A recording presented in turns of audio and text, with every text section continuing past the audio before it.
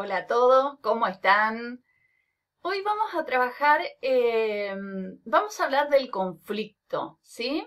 El conflicto dentro de las organizaciones. Para eso vamos a trabajar este capítulo 15 de Stephen Robbins y Timothy Judd, ¿sí? Que ellos son norteamericanos, estadounidenses, ¿sí? Que trabajan justamente con el tema del comportamiento en las organizaciones. Vamos a trabajar la primera parte de este capítulo 15, ¿sí? Que es la parte del conflicto. Y ahí ellos van a definir una definición amplia de conflicto, ¿sí? Que van a definir como el proceso que comienza cuando una de las partes percibe que la otra ha sufrido un efecto negativo o que está por hacerlo. Algo que a la primera le preocupa, ¿sí? Entonces van a decir, ¿sí? En sentido amplio, ¿qué genera un conflicto? La percepción de algo negativo, ¿sí? De una de las partes percibe que algo negativo está por suceder o sucede. Entonces ahí comienza el conflicto en una organización, ¿sí? Entre las partes.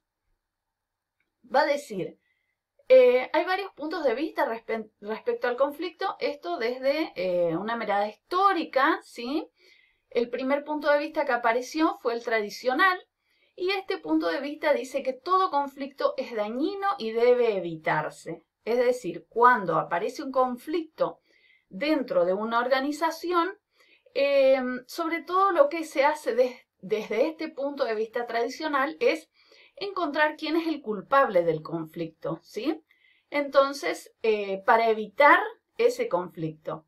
Entonces, siempre van a decir que los conflictos dañan a las organizaciones, ¿sí? Después, el otro punto de vista es el de las relaciones humanas, que este punto de vista dice que el conflicto es un fenómeno natural e inevitable en todos los grupos y organizaciones. Entonces, este punto de vista acepta el conflicto. Dice, sí, siempre algún tipo de conflicto va a haber dentro de una organización. Y el último, que es el que nos interesa a nosotros, es el punto de vista interaccionista. ¿Qué hace este punto de vista? Promueve un cierto nivel mínimo de conflicto para que el grupo se conserve viable, autocrítico y creativo. Es decir, no solo acepta el conflicto, sino que dice que todo conflicto es necesario dentro de una organización, ¿sí? Un conflicto limitado, y promueve que aparezca este conflicto. Acá vemos que según el punto de vista interaccionista, el conflicto puede presentar dos formas, ¿sí? Las formas funcionales y las formas disfuncionales. Las formas funcionales, dice, apoyan las metas del grupo y mejoran su desempeño. Es decir, este punto de vista interaccionista dice que una forma de conflicto funcional, ¿sí? Lo que hace es mejorar el desempeño del grupo dentro de la organización, ¿sí? Y las formas disfuncionales van a ser aquellas que obstaculizan el desempeño del grupo. Entonces, ¿qué va a distinguir a los conflictos funcionales de los disfuncionales? El tipo de conflicto. Y acá vamos a ver los tipos de conflicto entonces, ¿sí?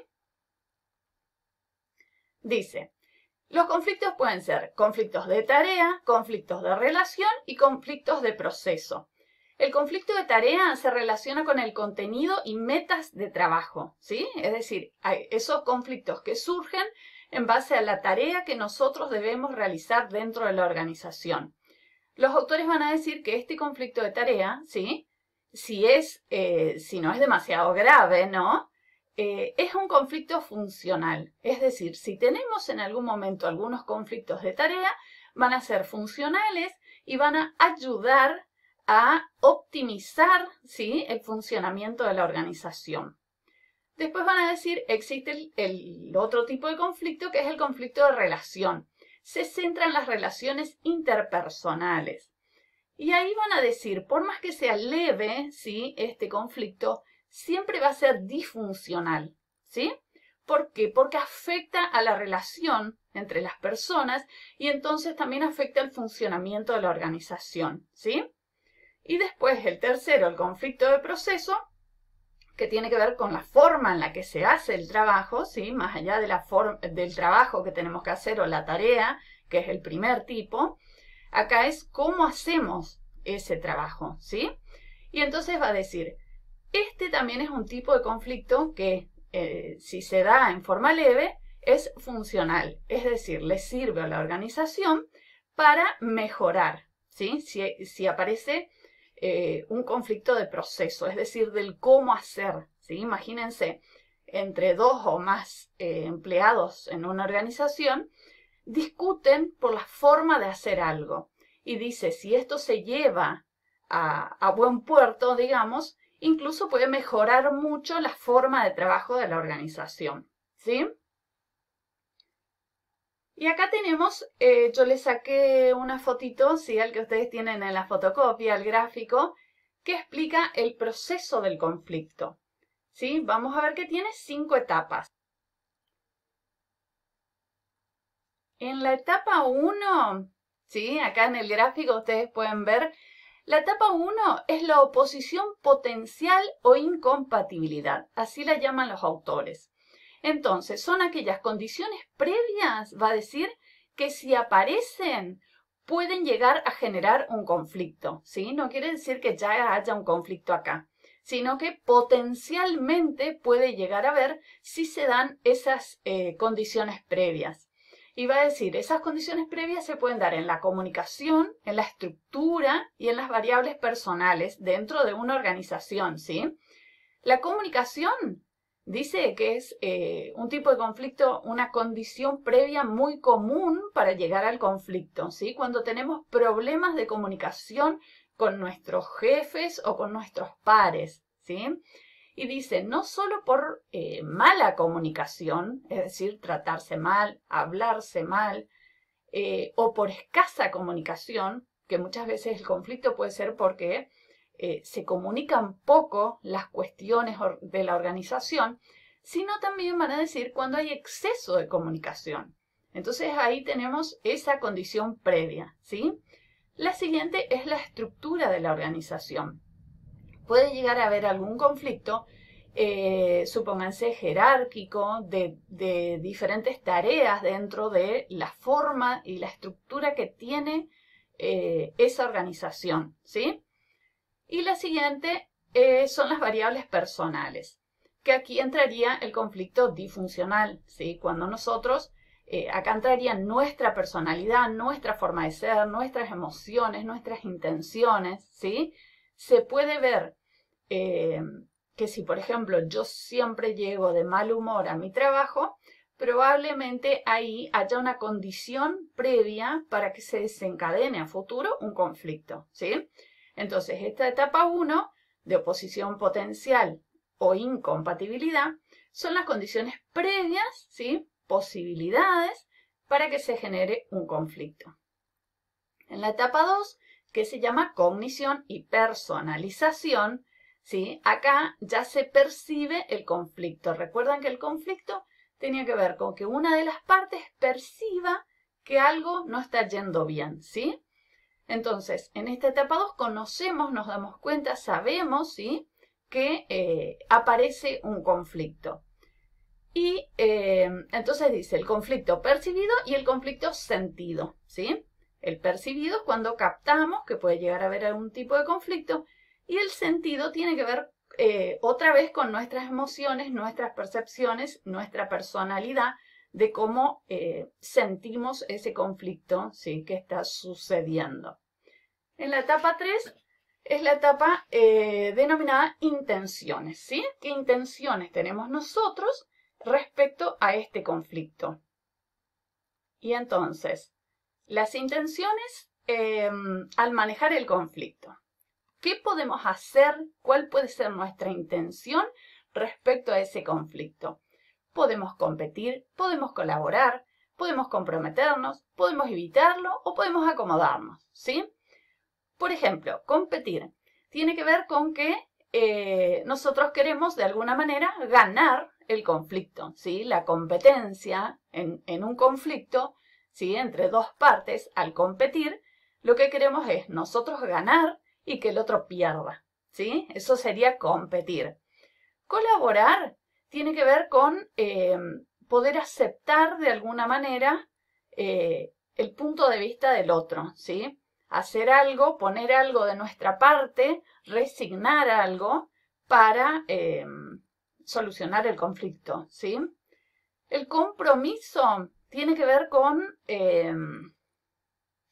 justamente comprometernos, si se quiere, ¿sí? A solucionar el conflicto. Pero no porque estemos de acuerdo, sino porque queremos que se termine el conflicto, ¿sí? Entonces asumimos un compromiso, supónganse, asumo el compromiso de realizar tal actividad, por más que yo no esté de acuerdo, pero para que se termine ese conflicto, ¿sí? Evitar el conflicto, ya sabemos, lo evadimos, nos vamos y dejamos de lado, si resuelvan ustedes, lo evitamos. Y acomodarse también tiene que ver con eso, con aceptar condiciones, ¿sí? Acomodarnos a otras condiciones por más que no sean las que nosotros estábamos proponiendo, ¿sí? Entonces, estas son las posibles cosas que podemos llegar a hacer frente al conflicto, o sea, las intenciones al manejar ese conflicto, lo que podemos llegar a hacer. En la etapa 4 es el comportamiento, ¿sí? Acá ya actuamos. En la anterior estamos pensando qué podemos hacer frente a ese conflicto. Acá en la etapa 4 ya, ¿qué hacemos directamente? Entonces dice, el conflicto abierto, ya está planteado el conflicto, y tenemos que ver el comportamiento de las partes y la reacción del otro. ¿Qué dice respecto a esto? Que muchas veces uno se antepone, digamos, ¿sí? A la reacción que va a tener el otro dentro del conflicto. Entonces, en lugar de preguntarle, ¿sí? de esperar su reacción, nosotros de antemano ya sabemos lo que el otro va a hacer, ¿sí? Decidimos nosotros por el otro. Y esto empeora el conflicto, ¿no es cierto? Entonces, ¿qué se puede hacer? Acá en la etapa 5, resultados. Puede haber un mayor desempeño del grupo, ¿sí? Si el conflicto es funcional, lo podemos solucionar de alguna manera, por ejemplo, colaborando, asumiendo un compromiso, ¿sí? O acomodándonos a una situación. O puede haber también menor desempeño del grupo, es decir, un conflicto disfuncional, ¿sí? Esto es sobre todo, por ejemplo, con las variables personales, ¿se acuerdan? Si el problema es directamente con una emoción, ¿sí? O con algún aspecto de la personalidad de la otra persona. Pero bueno, tengamos en cuenta que en este texto lo que hablan los autores específicamente es de cómo cierto nivel de conflicto puede beneficiar a una organización, ¿sí? Este conflicto tiene que tener en cuenta la tarea o el proceso de la tarea y no a las personas, ¿sí? El conflicto entre personas sí es disfuncional, ¿sí? No le sirve a la empresa. Ahora, los conflictos, pequeños conflictos respecto a las tareas, las funciones, ¿sí? Favorecerían a la organización. Algún desacuerdo, digamos, ¿sí? Que lleve a mayor desempeño del grupo. Por eso, dice, vieron que muchas veces el desempeño es siempre igual y la empresa no avanza justamente porque no aparece ningún tipo de conflicto. Dice, muchas veces cuando alguien propone una nueva idea, si alguna nueva actividad o demás, esto genera un conflicto, pero ese conflicto lleva a un crecimiento y a un mejor desempeño. ¿Estamos hasta acá? Saludos.